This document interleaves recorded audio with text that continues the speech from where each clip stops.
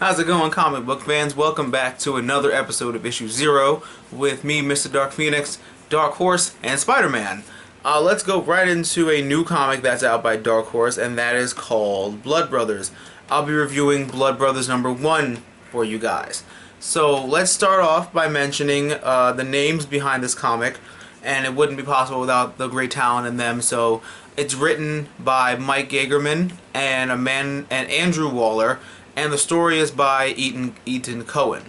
Our art is by Evan Shaner, and the cover is by Juan Doe. Really funny name, actually. Moving on. Welcome to Las Vegas. That's first off. Our first couple pages take us to the story of a legend, and it begs the question, would you choose power or priceless artifacts?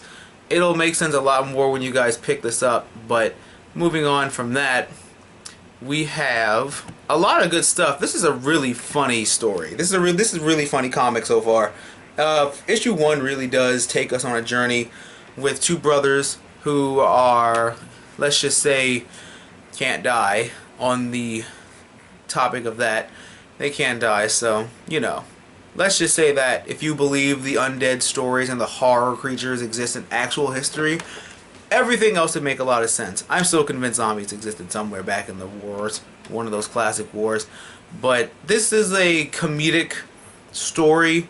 Think about it like Undead Men in Black almost. Like, it's got a serious tone, whereas like they have their job, but at the same time they do what they want because they can't die, and they're really on that immortal side where, you know, nothing can kill them and all that good stuff. And it's really funny because it adds a personal feel to it, because a lot of the jokes and a lot of the things connect with the readers, and it connects with us as people if we were in that situation. So a lot of the time when I'm reading this comic, I'm looking and I'm like, damn, I would have said that, or I would have done that.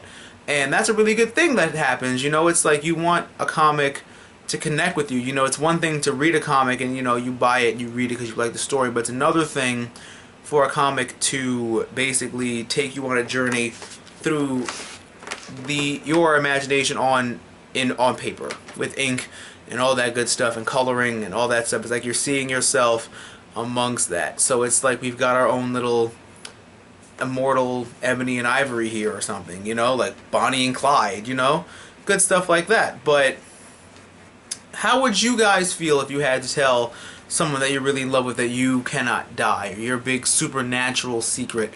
Would you still want to grow old with that person, or would you try to have them be more like you? And that begs the question, if you love something, would you let it go, or would you even bother because you know that they'll die eventually and that you can't? You know, what would you guys do in that situation? But we find out really early on that the path to ultimate power requires a usual suspect, and it's going to seem unlikely that they're going to get it at first, but you have a feeling of what's going to happen. But it's a really good journey along the way. Really great action scenes, really great a lot of other stuff, and you know, it always begs a lot of questions, and I'm going to ask you guys, and you can leave me a comment below with this questions and these answers, is would you sacrifice your immortality for love? Is being alive for so many centuries worth it if you meet the person that you've been longing for? Like, would you give up your right to live forever, to live a normal life, have kids, and then eventually just, you know, have both of you die? Is love really that powerful? Is love really worth it? But, you know, friends always help friends, and being alive for so long, the favors really add up. I mean, centuries of favors is like, you know, you owe me for all of this. And that's really good. It's a buddy bounty hunter story. It's mixing with the supernatural, and has really great storytelling and really great comedy. And I'm giving Blood Brothers a pickup, because I definitely would recommend this book from Darkhorse. It really delivers, like, just imagine like if they were like supernatural, like Ryan Reynolds and like Will Smith doing a comedy duo movie, like Men in Black, but with like supernatural stuff. Like, they're both supernatural. So just to say, I would definitely go to your local comic book store and pick that up. It's really worth it. You guys are gonna love it. Darkhorse is doing really great, and that's why I do stuff like issue 0 to bring the news and stuff to you guys. So I give it a big thumbs up. Horse and Spider-Man give it a thumbs up too. So you see, he has no hands, but he'll say it. Spider-Man gave him 2 thumbs up anyway. Speaking of thumbs up, if you guys like this Dark Horse video, you should give it a big thumbs up and leave me a comment below all the answers to the questions or what you guys like for Dark Horse. Or if you want me to shed some light on a specific Dark Horse topic, or if you want me to review a specific comic book, please let me know. Don't hesitate to shoot me a comment. My Twitter is at TheMrDarkPhoenix. You can always talk to me there.